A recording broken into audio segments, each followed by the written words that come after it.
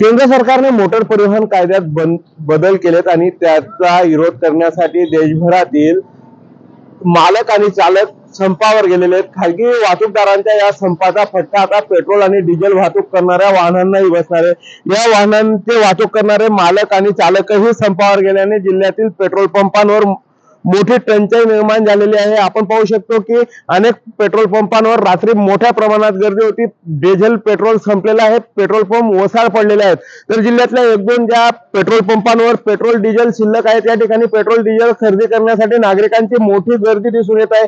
मात्र हा संप किती दिवस चालणार आहे आणि याचा फटका किती दिवस बसेल या बाबतीत अनेक शंका उपस्थित केल्या जात आहेत आणि अफवाही उठवल्या जात आहेत। या अफवांमुळे नागरिकांनी मोठ्या प्रमाणात पेट्रोल आणि डिझेल खरेदी करण्यावर भर दिल्याने जिल्ह्यातील पेट्रोल पंपांवरील पेट्रोल डिझेल संपलेला आहे। तर ज्या पेट्रोल पंपांवर पेट्रोल डिझेल शिल्लक आहे त्या ठिकाणी मोठी गर्दी दिसून येत आहे। विकेश पाटील, एबीपी माझा, नंदुरबार। एबीपी माझा, उघडा डोळे बघा नीट।